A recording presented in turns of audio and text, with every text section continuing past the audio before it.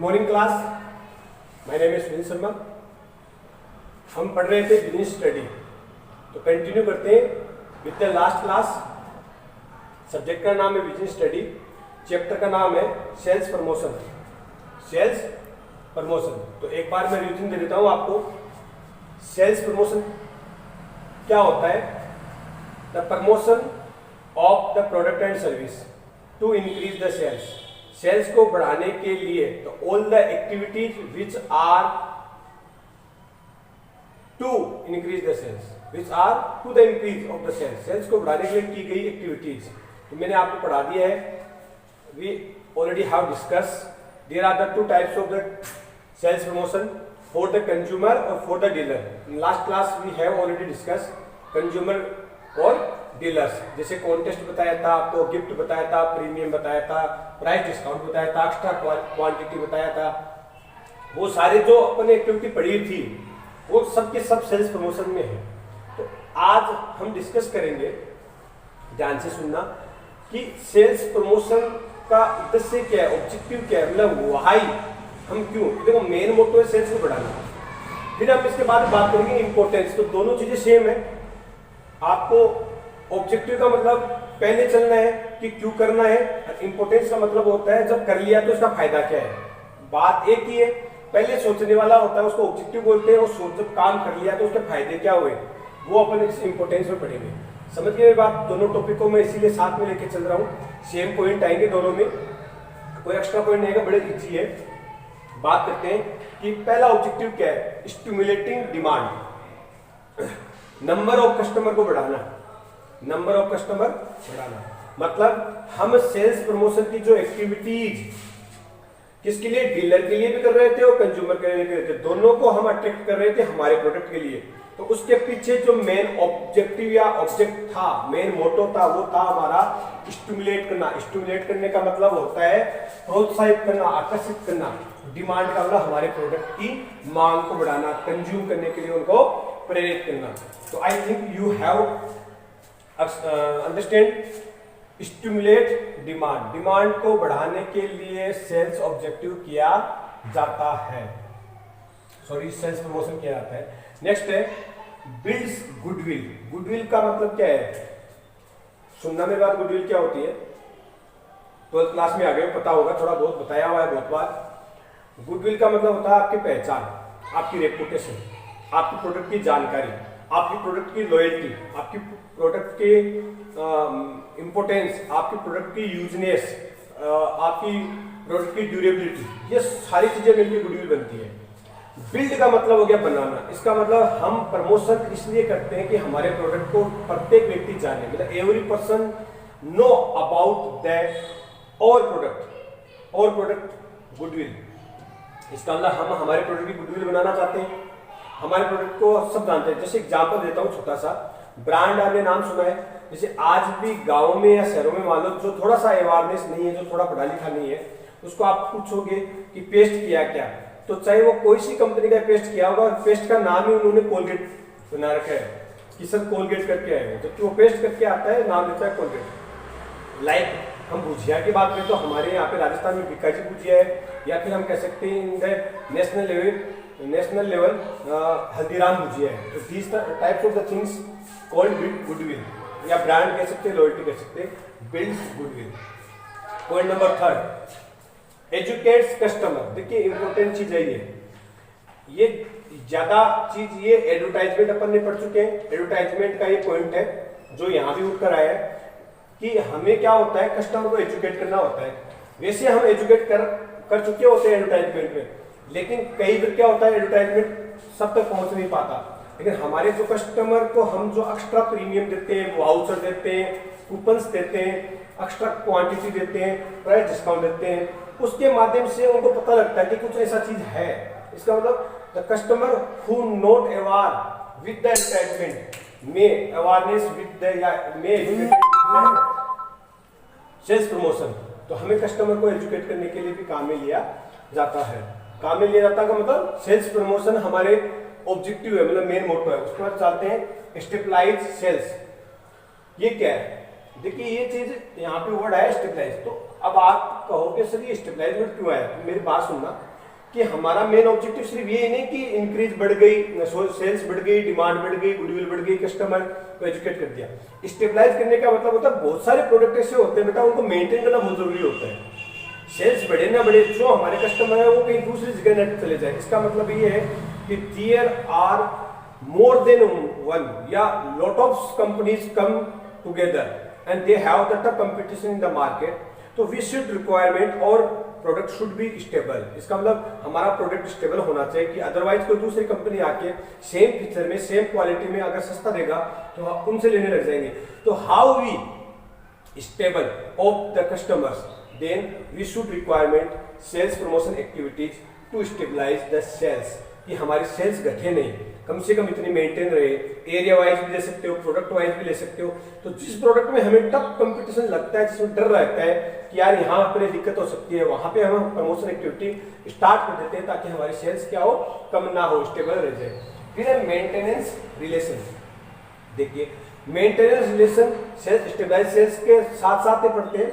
Maintain relation बोले तो कि जो व्यक्ति हमसे प्रोडक्ट ले रहे हैं, जिस चीज की अपन सर्विस दे रहे हैं, जो रिटेलर्स होलसेलर हमारा माल बेच रहे हैं, तो वो जो रिलेशन है वो मेंटेन होना चाहिए। इसका मतलब we should require these type of activity that may the touch with the dealer and customer. जो क्या करती हो, हमारे टचनेस विद द डीलर, उनकी जो टचनेस है, हमारी जो दूरियां हैं, हमारी जो पहले से स्टेबलाइज है, उसको बराबर रखे, उसको बनाए रखे। उनके कोई प्रॉब्लम है वो हमसे डील हो जाए, हमारी जो प्रॉब्लम उनसे, इसका मतलब हमारे रिलेशन लॉन्ग टर्म चले। ताकि इसके लिए हमें क्या करना पड़ेगा, सेल्स प्रमोशन एक्टिविटी करनी पड़ेगी ताकि वो हमसे जुड़े रहे। फिर उसके बाद करते हैं फैसिलिटेज मार्केटिंग कंट्रोल। इसका मतलब ये हुआ कि हमें बहुत सारी एक्टिविटी ऐसी भी करनी होती है ताकि मार्केट में हमारा कंट्रोल बना रहे। मतलब जैसे आपको मैं छोटा सा एग्जांपल देता हूँ, जैसे आपने नाम सुना होगा पतंजलि, उसका एक प्रोडक्ट आया था दंत क्रांति।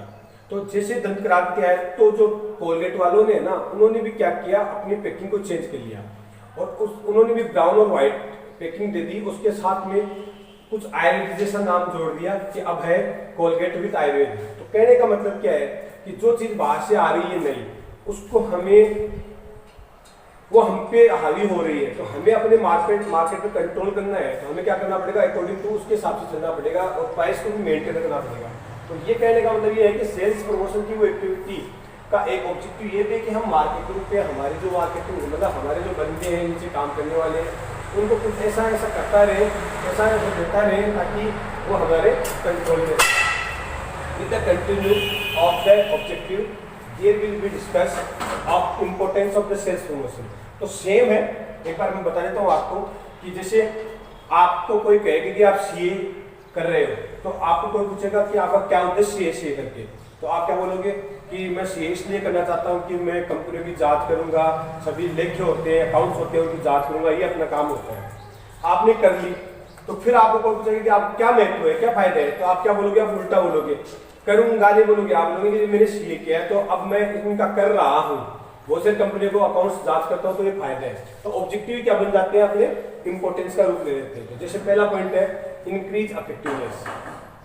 इंक्रीज इफेक्टिवनेस बोले तो कि प्रभाव, इसका मतलब सेल्स एक्टिविटीज हम छोड़ेंगे लोगों पे, हम कुछ ना कुछ उनको एक्स्ट्रा देंगे, प्राइस में डिस्काउंट देंगे, क्वालिटी अच्छी देंगे, पैकेजिंग देंगे, उनके अकॉर्डिंग पैकिंग करेंगे, यूजेबल पैकेजिंग प्रोडक्ट देंगे।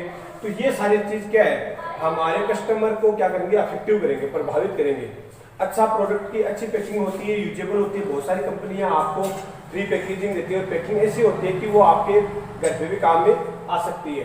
तो लाइक एग्जांपल ऑफ द जैसे च्यवनप्राश वगैरह आते हैं, तो there will given of the good quality of the box, या जिसको अपन कह सकते हैं प्लास्टिक के डब्बे होते हैं, तो वो अपन रीयूज भी कर सकते हैं।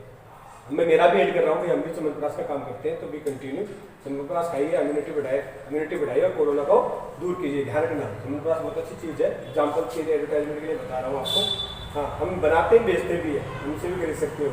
ठीक है, next increase sales volume. Increase sales volume हमने यहाँ भी पढ़ा था, स्टेबल सेल्स, बिल्ड गुडविल और डिमांड, इन तीनों से मिलकर बनाए इंक्रीज सेल्स वॉल्यूम। मतलब मेन जो मकसद है हमारा है कि हमारी सेल्स बढ़े। इसका मतलब लोग ज्यादा हमारा वाला खरीदे। आपने सुना होगा नाम वीवो और ओप्पो, दोनों में बराबर कंपटीशन चल रहा है। तो कौन सा सेल्स ज्यादा करेगा? जो अच्छा फीचर कम पैसों में ओप्पो से ज्यादा क्वालिटी कैमरे की देगा वो अपन खरीदेंगे।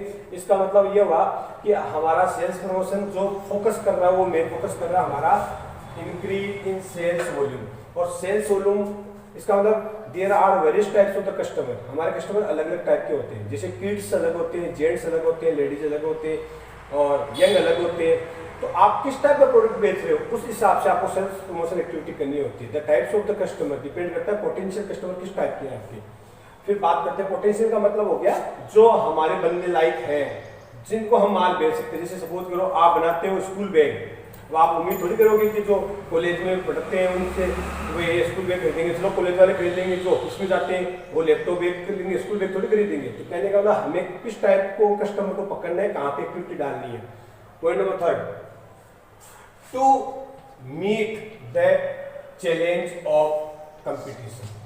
मैंने अभी पहले भी बताया था आपको कि कंपटीशन इतना ज्यादा है और उस कंपटीशन को कंपीट करने के लिए, उस कंपटीशन को बनाए रखने के लिए, उस कंपटीशन के अंदर चलने के लिए, उस कंपटीशन के माध्यम से बाहर निकलने के लिए और उस कंपटीशन को तोड़ते हुए अपने लक्ष्य को प्राप्त करने के लिए हमें उन चैलेंज को एक्सेप्ट करना है। तो चैलेंज एक्सेप्ट करने के लिए हमें खर्चा करना पड़ेगा, हमें कुछ देना पड़ेगा, हमें टाइम देना पड़ेगा, मेहनत करनी पड़ेगी, लालच देना पड़ेगा कस्टमर को, डीलर्स को देना पड़ेगा कि ताकि वो हमारा ही माल बेचे। तो ये सारी चीजें भी सेल्स प्रमोशन की जो एक्टिविटी अपने पढ़ी थी वो यहाँ पे अपन का इंपॉर्टेंस दिखाती है कि अगर अपन डीलर्स का कंपटीशन करेंगे तो हमारा ही माल बेचेंगे, कोशिश करेंगे कि ज्यादा माल इसका बेचे, क्योंकि हम उनको सेल्स टारगेट पे इंसेंटिव देंगे, कुछ गिफ्ट देंगे, रेफ्रिजरेटर देंगे। ठीक है, मैंने बताए थे, अलग अलग बताए थे आपको, आईपीएल की टिकट वगैरह सब बताए थे। तो वो जो जितनी भी एक्टिविटी और जितने भी फायदे हम दे रहे हैं डीलर्स को, तो वो हमारा माल बेचेंगे, कस्टमर को देंगे तो हमारा माल खरीदेंगे। तो हमारा क्या कंपटीशन बने रहेंगे, हम डटे रहेंगे। इसी के साथ कंटिन्यू करते हैं। फॉर इंक्रीज गुडविल, तो I have already discuss build goodwill, इसके साथ हम पढ़ चुके हैं इंक्रीज गुडविल। इसका मतलब हमारी प्रोडक्ट के बारे में सब लोग जाने, नाम से जाने। तो जब किसी व्यक्ति को किसी कस्टमर के द्वारा नाम से जाने लग जाए, तो जैसे मैंने एग्जाम्पल दिया कोलगेट है, बिकाजी है, तो बोलने की जरूरत ही नहीं है ना आपको। जैसे अपने रिंग्स की बात करें तो पढ़ाई कहाँ करनी है, वेदांता, सीधा नाम है, ब्रांड है, सीधी बात है कि कहाँ पढ़ाई करनी है, वेदांता में। तो ये क्या है, ब्रांड है कि भाई वहाँ पे स्टडी अच्छी होती है, अच्छी फीस है, कम फीस है, तो ये इन्वायरमेंट अच्छा है। तो ये सारी चीजें क्या है, हमें गुडविल बनाती है। वहाँ पे अगर कुछ कमी होती है तो उसको सुधार किया जाए, सेल्स प्रमोशन एक्टिविटी बढ़ाई जाए। बात करते हैं point number 5, increase consumer knowledge. Increase consumer knowledge, consumer का नॉलेज। यहाँ पे मैंने पढ़ाया आपको एजुकेटेड कस्टमर, सेम है कि कस्टमर को हमारे प्रोडक्ट के बारे में जानकारी होनी चाहिए। अगर कस्टमर को प्रोडक्ट के बारे में जानकारी नहीं है तो हम क्या करेंगे, ऐसी एक्टिविटी प्रोवाइड कराएंगे ताकि वो हमारे कस्टमर हमारे प्रोडक्ट के बारे में जाने, खरीदने के इच्छुक हो, खरीदने के बाद क्या काम में ले सकते हैं, ये ऑल दीज थिंग्स कस्टमर को पता होनी चाहिए। ये हमारा मोटो है सेल्स प्रमोशन एक्टिविटी, इसीलिए अपन करते हैं। उसके बाद 6, जैसे एग्जाम्पल हो देता हूँ, अखबार में कुछ आते हैं अपने कि ये वर्क पहले भरो, कुछ बॉक्स होते हैं या डब्बा भर के, कुछ क्वेश्चन दे देते हैं, क्यूरी डाली हुई होती है, कुछ कॉन्टेस्ट डाले हुए होते हैं। उनसे हमें क्या होता है, वो प्रोडक्ट हमारे घर में फ्री में मिलता है अपन को, वो वर्क पहले अपन भर के बेचते हैं वाया डाक। तो ये क्या है, कंज्यूमर को नॉलेज में डालने के लिए होती है। Entry in new market, best और सबसे मोस्ट इंपोर्टेंट ये भी है। अगर अपन नया मार्केट में चला, देखो नया मार्केट का मतलब ये नहीं है कि हम राजस्थान से बम्बई जा रहे हैं, यस है, वो भी है, राजस्थान से मुंबई जा रहे हैं, राजस्थान से महाराष्ट्र जा रहे हैं, तो वो है ज्योग्राफिकल। ज्योग्राफिकल मतलब एक एरिया से दूसरे। कभी कभी क्या होता है, न्यू मार्केट का मतलब नया प्रोडक्ट भी होता है। नए जैसे साबुन बना रहे थे, अब सरफ बनाएंगे, फिर सरफ को साबुन दोनों बना लेंगे। अब नया मार्केट अपन क्या ढूंढ रहे हैं, शैम्पू। तो कभी पहले हम बच्चों के बाद सामान बना रहे थे, अब हम गर्ल्स का, चाइल्ड का, बड़े यंग पर्सन्स का, ओल्ड एज पर्सन्स का, तो ये भी नया मार्केट है। इसका मतलब हम एज वाइज सेक्सुअली भी देख सकते हो, ज्योग्राफिकली भी देख सकते हो, किसी भी टाइप से हम हमारा नया मार्केट ढूंढना है तो ढूंढेंगे। अब पहले से जो लोग माल खरीद रहे हो तो खरीदेंगे नहीं, तो उसको हमें क्या करना है, तोड़ना है और अपना मार्केट वहाँ पे सेटअप करना है, तो उसके लिए हमें क्या करना पड़ेगा, सेल्स प्रमोशन करना पड़ेगा। कहने का मतलब वहाँ के डीलर्स है उनको कुछ ना कुछ देना पड़ेगा, कुछ एक्टिविटीज उनके साथ करनी पड़ेगी, कुछ प्रीमियम उनको देना पड़ेगा। ऐसे ही वहाँ के कस्टमर है उनको कुछ गेम खिलाएंगे या कुछ कूपन देंगे ताकि उनके ये हो कि यार ये अच्छी चीज़ है, तो कुछ ना कुछ आपको प्रमोशन का मतलब कुछ ना कुछ लालच देना है, लोग डालना है उनके अंदर, तो उससे हम क्या करेंगे, नए मार्केट में एंटर कर सकते हैं। और लास्ट जो मोस्ट इंपोर्टेंट है, इंक्रीज सेल्स के साथ है इंक्रीज प्रॉफिट। अगर हम सारे ये काम करेंगे, जितने भी हम अपने 4 दिन से जो वीडियो क्लास में पढ़ाई की है, अपन ने जितना भी अपने सेल्स प्रमोशन पढ़ा है, उनका सबसे मेन मोटो है कि जितनी सेल्स बढ़ेगी, अगर हम कम से कम मार्जिन चलेंगे, जितने से ज्यादा खर्चा करेंगे, थोड़ा थोड़ा प्रॉफिट भी कमाएंगे, तो हमारा बिजनेस बहुत बढ़ा जाएगा, तो हमारा प्रॉफिट भी क्या होगा, इंक्रीज होगा। तो ट्राई टू अंडरस्टैंड। हमने 6 ऑब्जेक्टिव पढ़े, 7 हमने इंपॉर्टेंस पढ़े। I hope you have understand these points. समझने की कोशिश करना, नहीं समझ में आए तो कमेंट बॉक्स में आप कमेंट डाल देना, कोई भी क्वेरी डाल सकते हैं। वीडियो को लाइक जरूर करें, शेयर जरूर करें, समझने की कोशिश करो, और नहीं है तो आप अपने ग्रुप में अपने डाल दो, प्रश्न कोई भी पूछ सकते हो आप। और बाकी का जो अपन चैप्टर पढ़ेंगे वो अपन नेक्स्ट क्लास में पढ़ेंगे।